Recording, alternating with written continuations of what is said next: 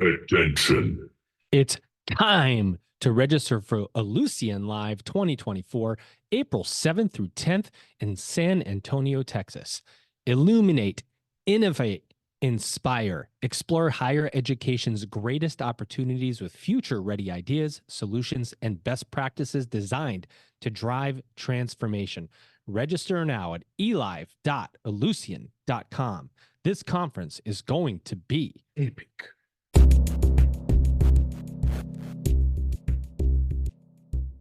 Welcome back, everybody. It's your time to EdUp on the EdUp Experience podcast, where we make education your business. Joe Salustio here again. You know, recently, you guys, we passed 4 years of this podcast. If you could believe it, I can't. But 4 years of this podcast, and we've interviewed approximately 810 people in and around higher education in that 4 years. What's amazing about that, as we reflect back, is we used to release weekly.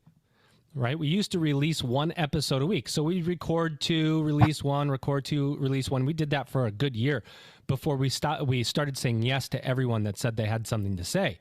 And so people would say, hey, do you want to interview me about this? Or can you interview my president about that? And we'd say, yes. Next thing you know, we had 45 episodes recorded in the hopper, so to speak, with only releasing one a week. So you could imagine how hard it is to catch up. So then we went to 6 a week. And we got some emails from people saying, please don't do that. There's no way we can catch up. So we finally found our sweet spot at 3 per week. We release 3 episodes a week. And our President series, among all others, is our most popular. When we're interviewing college and university presidents across the world, that's where we're really getting deep listens to this podcast, because you know what? That's a hard, stinking job for anybody that doesn't know how hard it is to be a college and university president. We've had some presidents that were literally retiring right after COVID. They had gotten their institution through COVID, and we've interviewed them a week before they were going to retire. And we've said, what got you to this point? Well, it's just time for me to move on. We've interviewed other presidents who made it through COVID, and now they're reimagining their institution again. It's almost like a rehiring, if you will. You fired yourself after COVID because those are different programs. You rehire yourself and say, what are we going to do now? And it's almost like looking at it fresh again. And that's with all the headwinds. And you know what? It's funny because I was talking to my guest co-host before this episode, and he was talking about empathy for those in this job as higher ed presidents. And he's helping those institutions now navigate these uncharted waters that we're in now. Ladies and gentlemen, he's now, I guess I would call him a frequent guest co-host. He's Chuck Ambrose, Dr. Chuck Ambrose. He is a senior higher ed consultant at Husch Blackwell, former university president. Chuck, what's going on? Joe, good to be with you. And, you know, when you say frequent, it's a matter of just who can you get to help you, right? So I know it's kind of low pickings today, and you've ended up with me, but I learned something every episode, continue to learn just listening. And so especially to be in this conversation today, I'm just humbled to be here. So thanks for inviting me. Well, Chuck, I'll have you know that you are not the 50th person I called. You're the 49th person I called for help. No, that's not true. That's not true at all. Chuck, you've been amazing to be able to jump on. And by the way, you've just, before we get to our guests, you've written a book called College is on the Brink. The case for, let me see if I can do it. The case for financial exigency. I think I got it that time. How's it going? It's going well, right? In the fact, and we can discuss this a little bit with our guests, but you know, all of what we do is mindset, right? So usually when we say financial exigency, we have fear, but it can be a tool to consider creating a viable future. And, you know, I do believe that there is a growing and very dynamic pool of leaders who now understand that, and we're going to get to the other side of the storm. Love it. Well, everybody, it's called College is on the Brink, the case for financial exigency. Chuck makes me promise to plug the book every time he comes on as co-host. He doesn't, but I do it anyway because I like him, and it's an important book. Of course, you know, I wrote one called Commencement, the Beginning of a New Era in Higher Education that you can pick up based on the insights of 125 college and university presidents. Maybe it'll be a part 2. If there is, this gentleman's going to be in it. He is Dr. John Jackson. He is the president of Jessup University. John, how are you? Hey, Joe, I'm doing fantastic. And you and Chuck sound to me like my brother and I. You're back and forth, back and forth. You don't sound like my sister, though, because my sister would smack down and she'd win the argument in one sentence. So thank you guys for what you do. Thanks for the conversation and looking forward to the discussion. Same here. And, of course, I have to ask you to lay the foundation for us first before I jump in and ask you the hard stuff. Talk about Jessup University. What do you do? How do you do it? Who do you serve? How do you serve them? Fantastic. Jessup was started back in 1939, was a Bible college. In 2004, moved to Rockland, California, which is right outside Sacramento. So today we really have Sacramento, San Jose, and then a recent development, which I think will play into our conversation, is Multnomah University, a long-established Christian university in Portland, just gave themselves to us. And I can talk about some of the intricacies of that. But very quickly, roughly 1,600 students today. We're up at 1,800 just before COVID because we had one partnership that went away. But our trad population looks like it's really growing strong, bucking the national trends, which we're excited about. Online, we haven't been able to make near the inroads that we wish we could. And then grad is doing okay. But let me say specifically, we're a fairly good sized, decent sized religious nonprofit educational institution. But I'm a barbarian at the higher ed table. I was a pastor for many years. I was an entrepreneur. I wrote a book in 2003 called Pastorpreneur. John Maxwell wrote the foreword. So I'm a leadership guy. I'm an entrepreneurial guy, and a barbarian. I love it. By the way, I forgot to mention that I use in-episode sound effects. So as a barbarian for higher ed, I have to say amazing, because it's, and I'm going to ask you what it means. I'm going to actually leave it to Chuck to ask you about the university you mentioned that kind of gave themselves to you, because I think that's a space that he has played in before too. But I'm going to ask you about leadership here, since that's what you want to talk about. You've been a university president at Jessup since 2011. Yes. That's a long time in the role. What, 2.5 times more than the national average for presidents in the role? How do you pull that off? What does it take? Well, fantastic question. I say this with some measure of kindness, but you'll like this. My first 5 years, I survived 2 assassination attempts. Yikes! Not real assassination attempts, but, faculty and board going like, hey, we think you're done. And to be frank, I was like, okay, shoot me now, and then I can go back to doing what I know how to do. But I would say from my background that God prepared the pathway. But in 11 years, I think I've had at least 3 presidencies. You mentioned COVID. Oh my goodness, COVID was a revealer and it was an accelerator. Lots of changes have happened that have been accelerated because of COVID. I think that's actually a really good thing. And then I would also tell you that in leadership, we talk about transformative leadership a lot here, but adaptive leadership, man, if you don't shift with the tides and the winds, if you're not ready to respond to the changing realities on the ground. Peter Drucker said back in the 90s, the 3 hardest jobs in America, in the 90s at least, was to be a megachurch pastor, a hospital administrator, and a college president. This was back in the 90s. Well, I've done 2 out of those 3 roles. My wife wants to know when I'm going to run a hospital, and I tell her, no, not going to happen. Not going to happen. I don't understand anything about that industry, but it's hard. I must not be smart enough to figure out how to terminate my role after 11 years, but we're trying to make it work. I like your style, dude. I'll tell you, that's what I like about that. What you said is, the assassination attempt funny, but real. That's real, because if you come in and you're a university president and you come in knowing what needs to change, it doesn't take a genius to look across higher ed and go, oh wow, this needs to change, that needs to change. We can't do this process if we want to serve our students. Then you actually go and try to make the change. And it's like, you heard somebody go, well, we can't do that. And we have to go to the Chuck committee. And if it makes by the Chuck committee, we got to go to the John committee. And then the Joe committee's got to look at it. And it's like, okay, next year, this is done, right? So how do you get through those assassination attempts and still get to the innovation on the other side? And I want to say this with kindness. Again, it'll sound like I'm dissing the past. I'm not. Huge history, wonderful stuff, but there needed to be desperate change. When I came in 2011, no math, no sciences, no arts except for music, no grad programs, no online. How was this going to be Jessup University, which is what their name? And what the board told me is, well, our name is aspirational. I was very fortunate in that I had a board chair, Pat Gelsinger. It's a weird quirk of history that Pat would have any involvement with a small school like this. Pat is now the CEO of Intel Corporation, so he's got the chops. But here he was involved with this tiny little school, and he and the board provided me the cover, even when we had challenges on the board, to say, look, we've got to see these changes. That's essential. And then I think ultimately at the end of the day, Joe and Chuck, you've got to be able to have a clear vision, and you got to get some wins.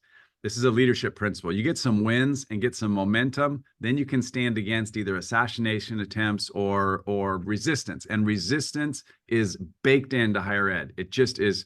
That's why I didn't want to be a college president. I'm not a bureaucrat. I'm a barbarian. I'm a leader. I want to get stuff done. And higher ed is all about studying stuff for 2 years, writing a paper, and then taking 2 years to make a decision. And that is not who I am, and probably not who Chuck is either. Chuck, you know a few things about what John's saying here, don't you? Well, I tell you, John, chapter 6 in our book is the resistance. So there's something about that, but I'd have to claim that we must be brothers from a different mother, because I do know you, even though we've not met. I'm a preacher's kid. Love that. Either the best or the worst on the street, right? Just who's who or most wanted. Just depends, and some days both. Right. Yep. And life influenced, right, by the church, life influenced by a father, and especially church-related higher education. So I'm taking a little bit of a turn with you, but I also had the privilege of serving a faith-based institution for 12 years, and United Methodist. And there's something special, John, right? I mean, the combination of head and heart, hands, what kind of bridged your ministry to leadership to college? Yeah. So when I was early in my life, I went to a school that had religious heritage, but was not very currently religious at that time. And they looked down on Christian education, just to be frank. And so I determined I have to get a doctorate from a public university so that issue of credibility wouldn't. So I went from that college to a theological seminary because I was going to be a pastor. And then I got a PhD from the University of California. So the reason I tell you that background is I walked in the door knowing a lot about leadership, a lot about momentum, about raising money, about galvanizing people towards a vision. I walked in with all of that. What I did not know was academic process. I had no idea about faculty councils and about tenure and about student life standards. I had to learn all that. Outrageous. So I think what I had to do was I had to align. I interviewed 29 presidents in my first year. I just called them up, visited their campus. I did a lot of conversations with people to help me understand the context. So I knew I could get some quick wins by raising some money and raising the profile. Those quick wins helped me get the time to be able to make the lasting changes. The advantage of somebody who comes inside of higher ed to be a president is they know how it works. The disadvantage is that they're inside higher ed and they know how it works. And I think that's a challenge to say. That's why, by the way, we're seeing a lot of people come to presidency from advancement, the fundraising side, and we're seeing a lot of people come from outside higher ed who are business execs.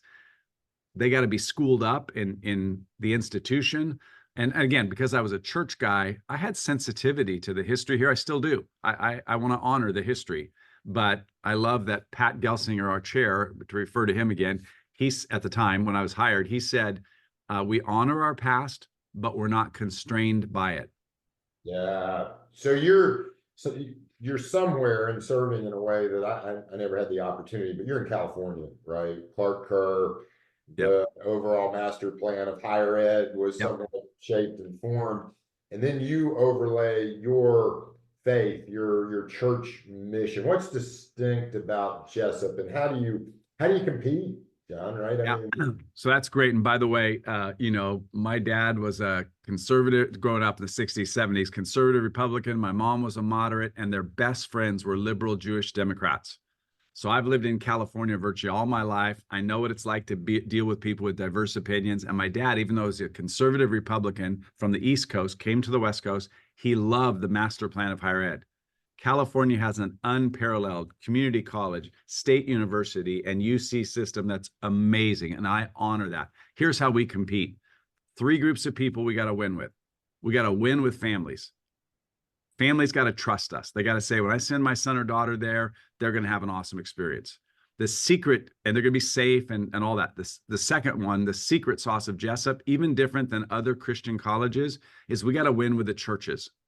We have 50 denominations, 500 churches on our campus every semester in our student body, and 900 churches that we have a relationship with. So we win with families, we win with churches, they trust us. And number 3, we got to win with regional employers.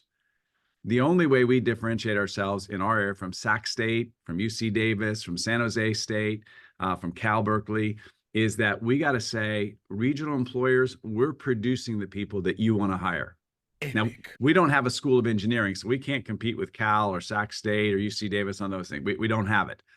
But I'll tell you what, you hire our business grads, you hire our criminal justice grads, you hire our education grads, our psych grads, our leadership grads, you're getting a quality human being who's had faculty pouring into them. And I use a phrase, exceptionally employable. 85% of Jessup grads on the day they walk across the stage, shake my hand and get a fake diploma. And by the way, I tell people, the reason you get a fake diploma is we're not giving you the real one to pay every last red cent you owe us. But they shake my hand, 85% have a full-time job or they have full-time admission into graduate school. Because their field requires that. And you know, I was a parent a long time before I was a college president, and I was a pastor. I sat in people's living rooms and kitchens as they looked at pieces of paper, this is 20, 30 years ago, and said, how can I send my kid to a college? And they'd weigh public college, private faith-based. Private faith-based costs a lot of money. So we get everybody out in 4 years. We make sure they're exceptionally employable. We make sure that we win with parents, you know, with families, churches, and regional employers. And it looks like you pour yourself into your students. That's just a great way of thinking, but looks like you do a really fine job of getting them across the finish line with that degree. Well, and I would say this, Chuck, and thank you for honoring and affirming that. This is where I often will say, look, faculty, I got all kinds of issues if it comes to leading the institution, but faculty are the heroes when it comes to student success. Our faculty here, man, they shape and pour into our kids. We've got student success coaches. Every kid who comes to Jessup has a success coach who walks alongside them. And we're working really hard. We're imperfect. We got all kinds of flaws, but we're working hard to pour into these students and shape their lives for the future. Does John, just you know, we used to think that the church college was meant to save the church as much as the church was meant to save the church college, but does those churches invest themselves with some resources to make Jessup affordable for your students? Yeah, it's a great thing. We've got about 130 churches who give about $350,000 a year. So that's a good number. It's not radical, but I tell you the more important thing, every single kid who comes from one of those colleges gets one of those churches gets a couple $1,000 scholarship.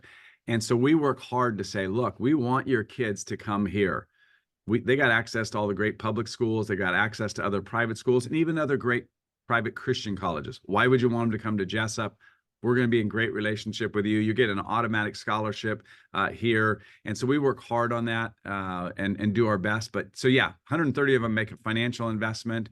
And then periodically we'll have churches even go beyond that sort of basic investment, and they'll make a large investment. We've even had churches that have closed, and they've given themselves their property and the proceeds of that to Jessup as part of our endowment. That's been really, it's kind of a painful thing.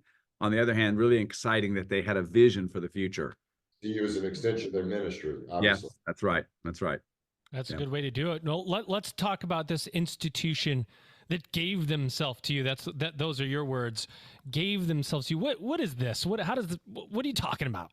Well, at the very beginning, back in 2011, when I was coming in, I said the financial model's broken. The future of higher ed is FDA, flexible, distributed, and affordable, not Food and Drug Administration. Flexible, distributed, affordable. But I also said there's going to be closures, there's going to be mergers, and there's going to be consortiums. So now 11 years or 13 years later, we're seeing that. So a school up in Oregon named Multnomah University, they were having a lot of enrollment problems. They're having a lot of fundraising problems, and they just were having some operational challenges.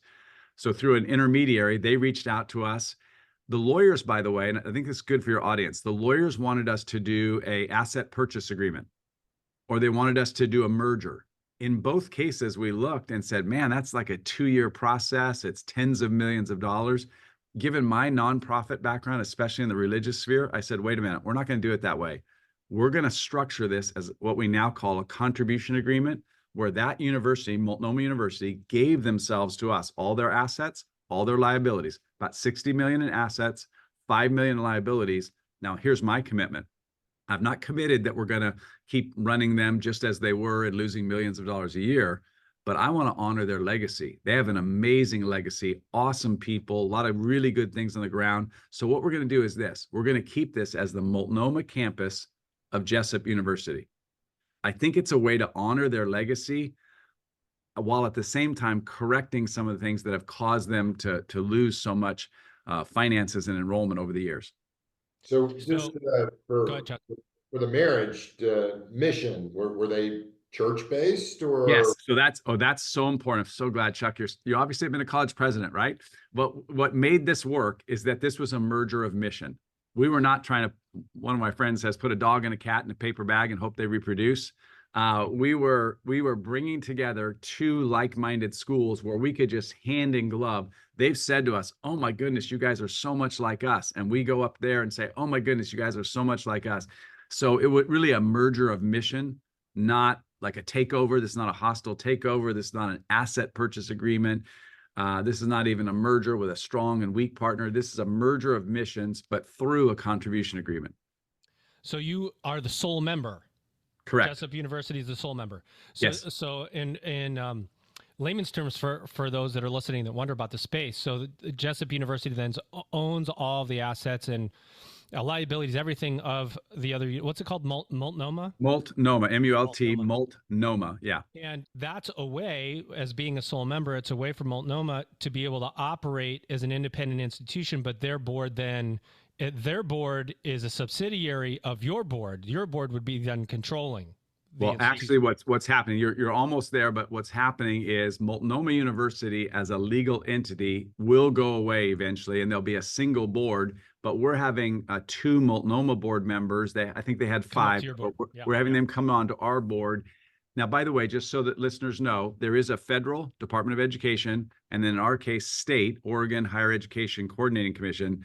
They're the last 2 regulatory dominoes that have to give approval to this. We're confident of it, but our regional accreditor, WASC, their regional accreditor, Northwest Commission, and the Oregon Attorney General have all already signed off on this. So we feel very confident. It's just the process has to work out with the federal and state. Are you kidding me? No, I'm not. For a 3rd straight year, the EdUp Experience will be recording live at Illusion Live 2024. This year in San Antonio, Texas, April 7th through the 10th. Illuminate, innovate, and inspire. That's the framework for the conference. Leaders from institutions around the world will converge at Illusion Live 2024 to discover game-changing technology, share industry insights, and build powerful connections. It's time to explore higher education's greatest opportunities with future-ready ideas, solutions, and best practices designed to drive transformation. You can register now at elive.illusion.com. Epic. Talking intermediary, John, how did you can't go online to one of the dating apps and identify? So you can't? Okay, Chuck, there's a business for you. No kidding. Thank you guys. No, how did you find each other? So what happened was a guy knew me, and it's a guy, I'm not even going to mention his name because he's a guy who's been behind the scenes on a lot of stuff, but he knew me, and somebody from there got them connected to him. Multnomah didn't even know this guy. They got him connected. Believe it or not, I'll just say this because this will be interesting. I won't say the name. They actually tried to do this with another school, but it was in another part of the country. And what the regulators, the accreditation agency has said, no, it would take a couple of years. We don't know if we could approve it. When they came to us, because we're in the same basic geography and we have a really great relationship with our accreditor. By the way, a little pitch here. I want religious schools to have a really good relationship with their accreditors. instead of being seen as stepsisters or weak and non-participatory, I've decided, hey, the old saying is, if you're not at the table, you might be on the menu.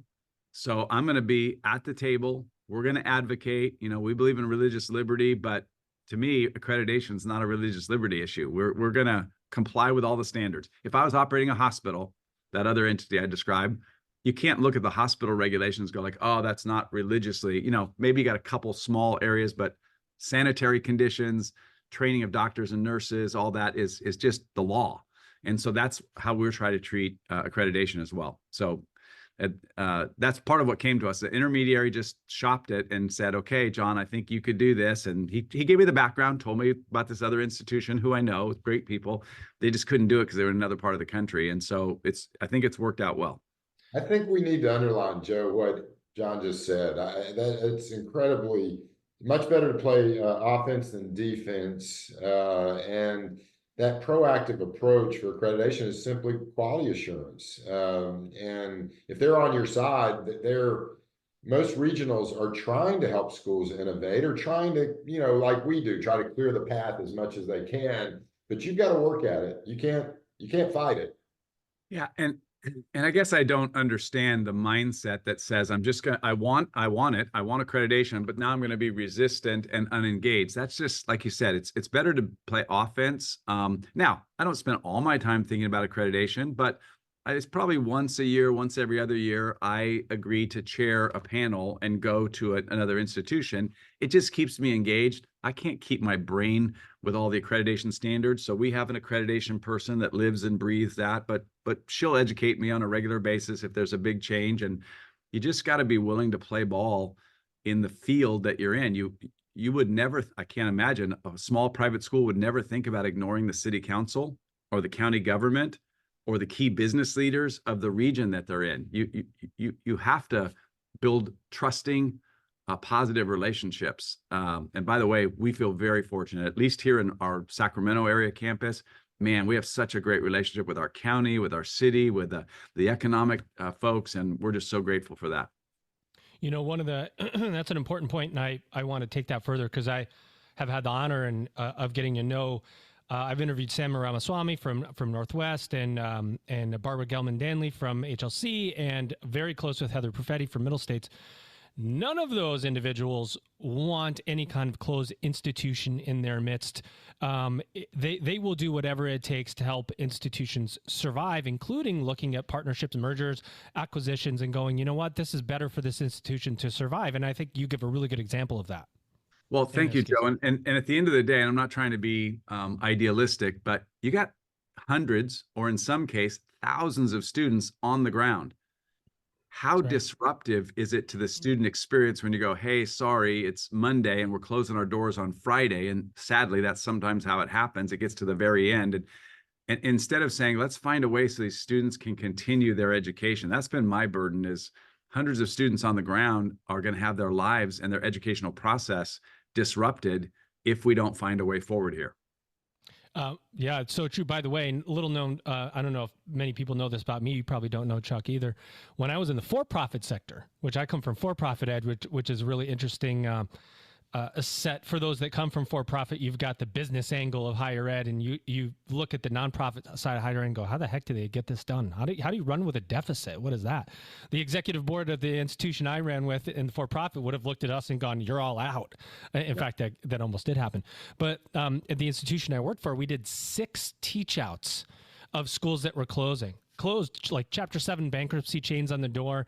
And so I got to see firsthand those students who were able to get transferred, right? Yes. Which many just disappear. About a third of the students just completely disappear when an institution even just announces that they might close. That announcement alone disperses a third of the students. So if you don't have something like a soul membership or some way to ensure that student continues, they disappear.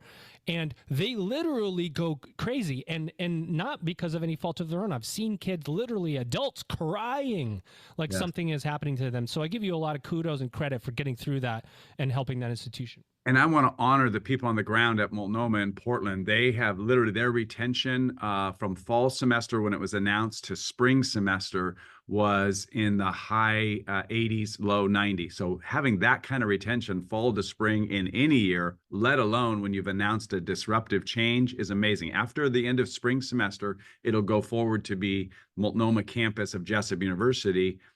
The Multnomah people on the ground have loved on, communicated, connected with, done everything it could to keep students there so they can finish well. And I think that's been an amazing testament to them. But again, that's all about relationships that you would have in a smaller private school setting. Can I say a word about financial exigency? Of course.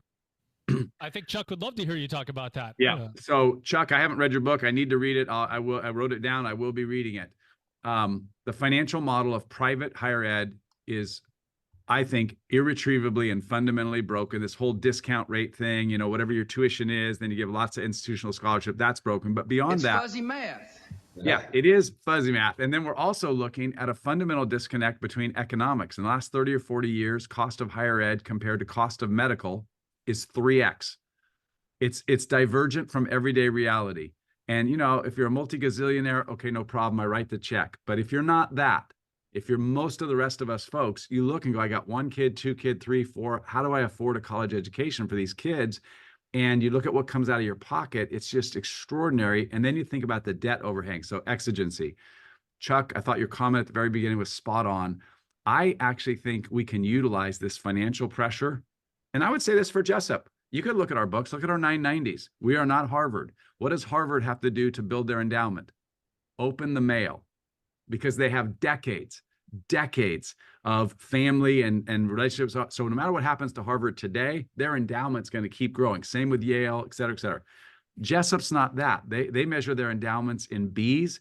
Ours is in the small M's, like $6, $7, $8 million. That's terrible.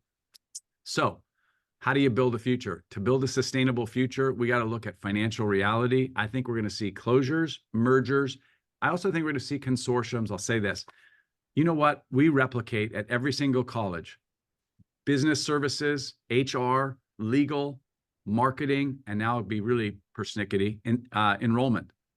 Your school does not compete with the school that's 200 miles away. You think they do in your mind, but you look at the records. They really are competing with the state institutions. You're not competing with the private institution 200 miles away. We got 6 Christian schools in Southern California, 300 or 400 miles away.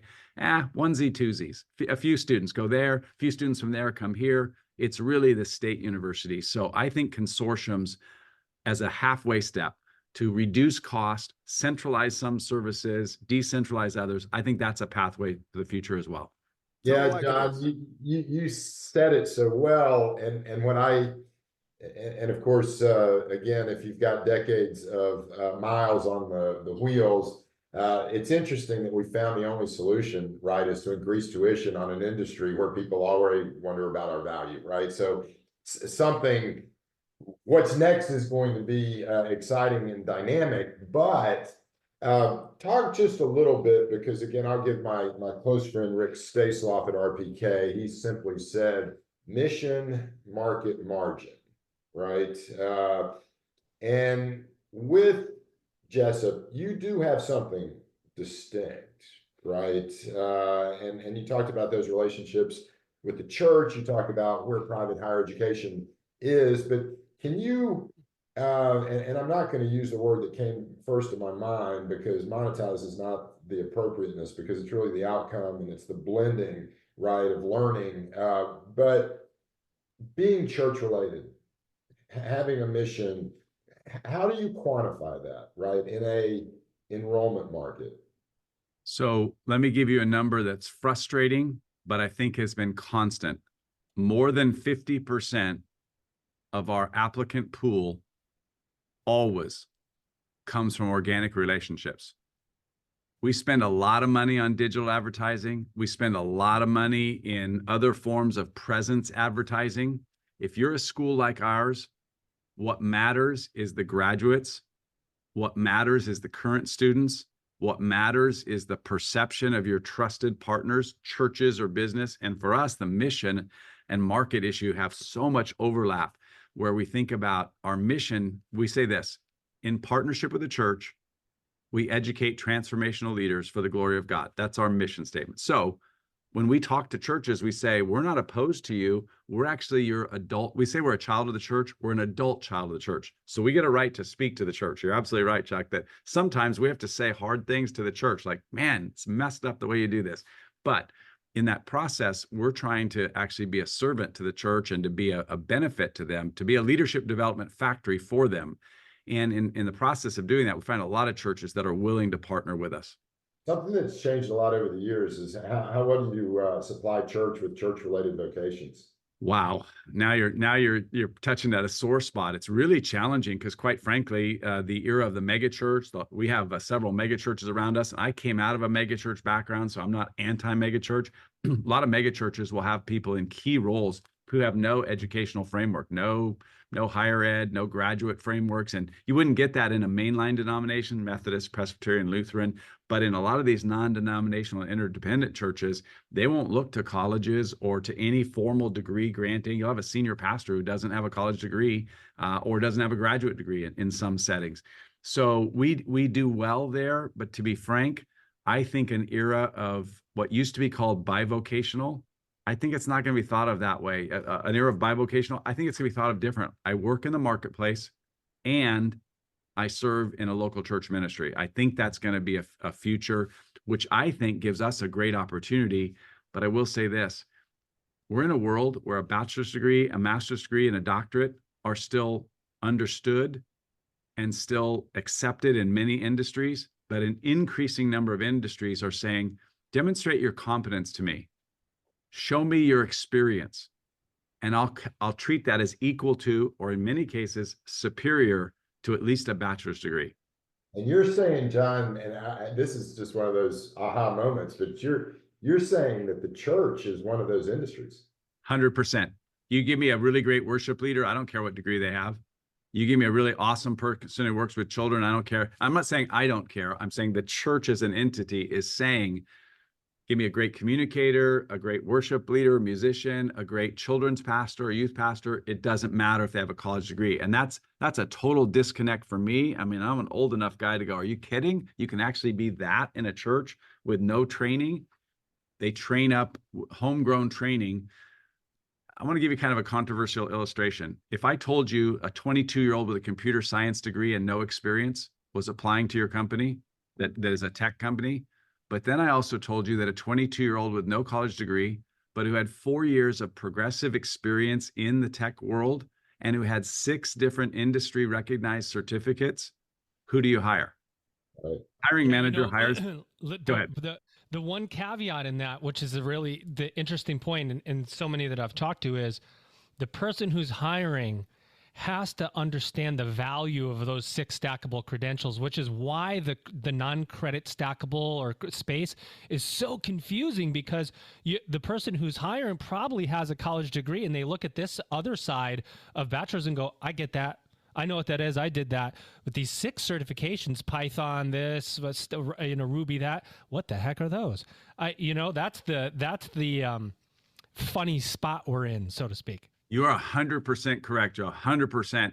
I would say to you, that's why, I never look at other colleges. I look at corporations as the long-term challenge, because if I have a Google certificate or a Microsoft certificate or a Meta, Facebook certificate, now all of a sudden, or an Apple certificate, now all of a sudden, okay, that's a multi-billion-dollar. I get what that is. I don't even need to know what it is. Google did it, right? Yeah, it's a multi-billion-dollar global certificate. And that's where I think badging, certificates, competencies is going to be really challenging. Our world that we live in, for the most part, is seat hours.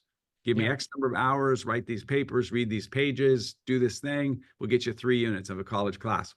That's not the world that the marketplace lives in for the most part. And it is confusing, very confusing, but we're seeing a shift to badging and credentialing and stackable.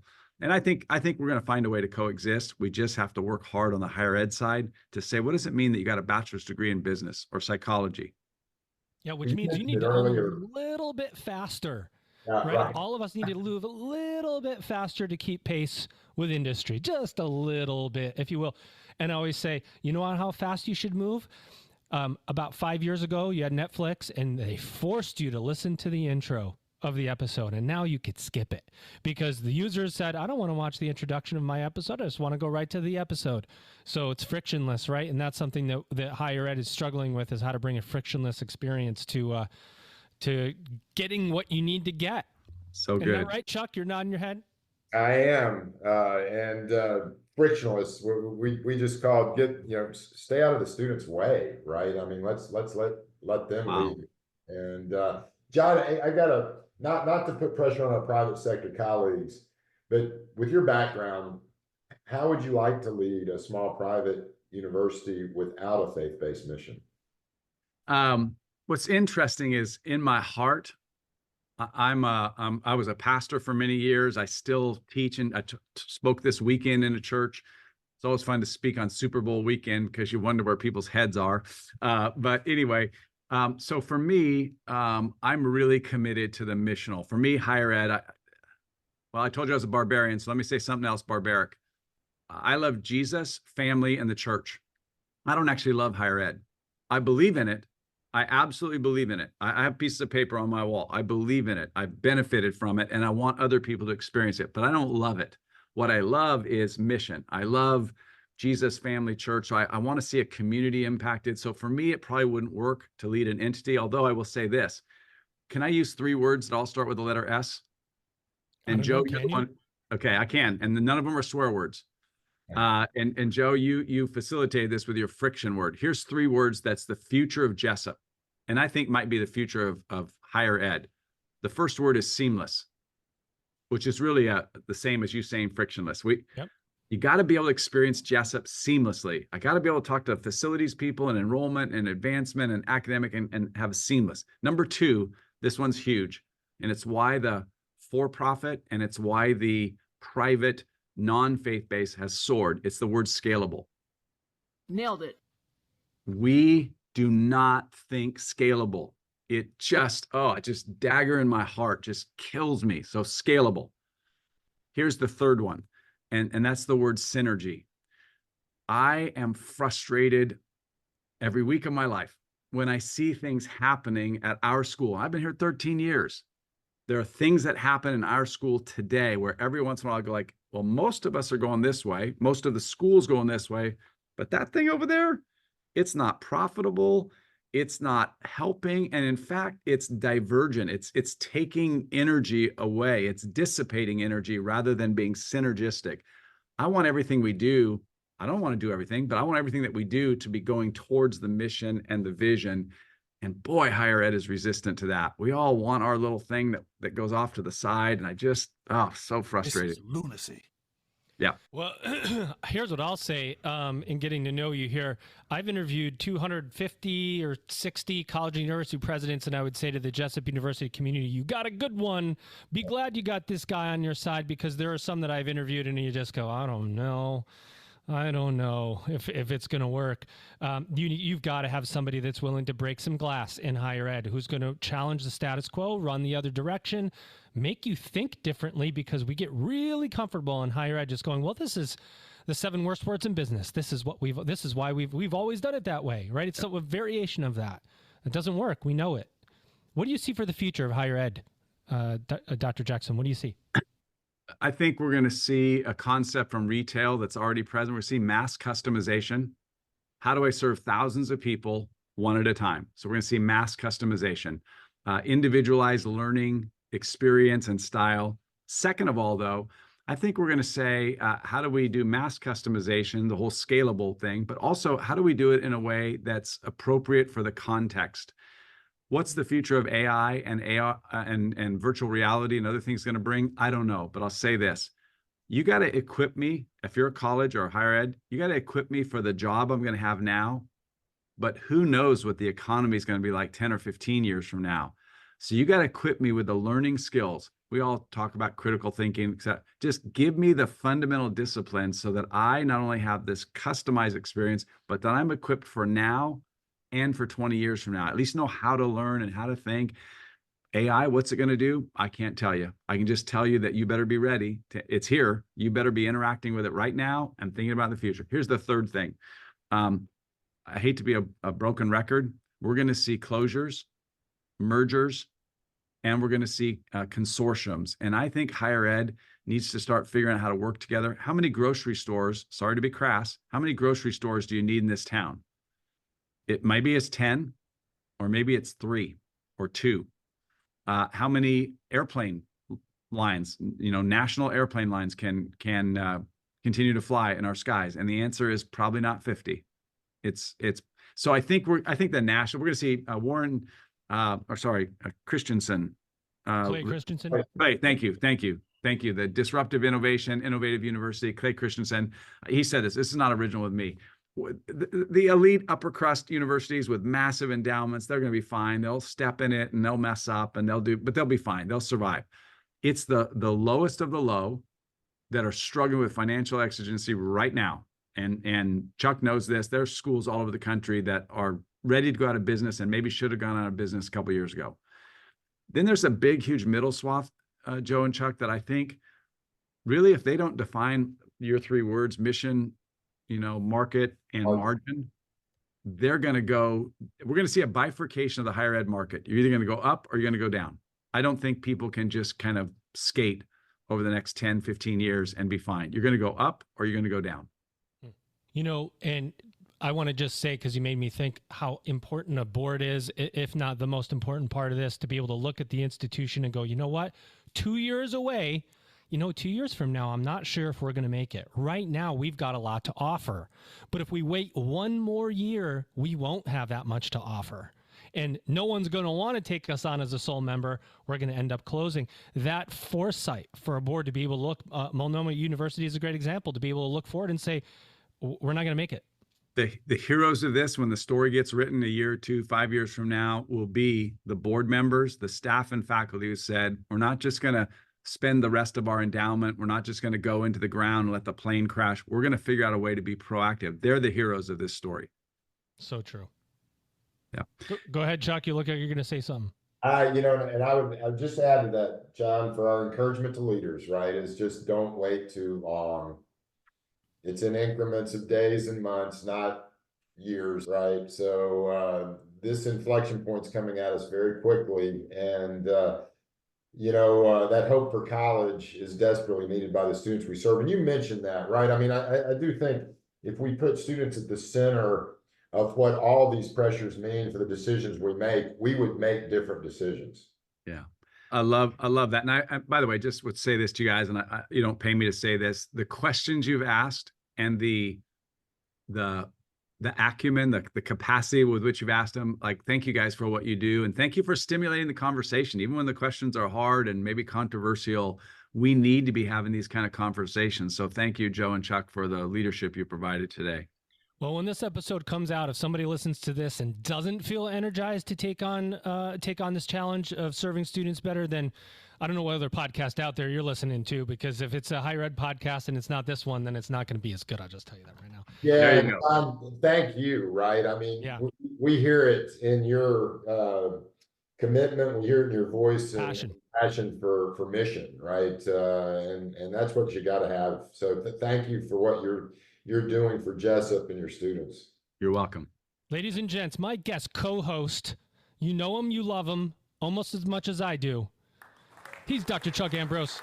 He is higher ed consultant at Hush Blackwell, former college and university president, a wealth of knowledge. Pick up his book, College is on the Brink. I know I have, and it is good. In fact, I had an advanced read on it, Chuck. Thanks, and don't tell anybody that you gave that to me.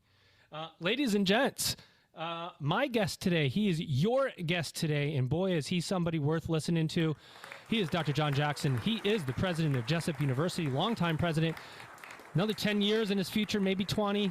John, it's been an absolute pleasure having you on the podcast today. We hope you had a good time. Thank you so much. I've enjoyed every bit of it, and I don't know about that 10 or 20, but I'm going to do my best to end well. Ladies and gentlemen, you've just EdUp'd. Attention. It's time to register for Ellucian Live 2024, April 7th through 10th in San Antonio, Texas. Illuminate, innovate, inspire, explore higher education's greatest opportunities with future-ready ideas, solutions, and best practices designed to drive transformation. Register now at elive.ellucian.com. This conference is going to be Epic.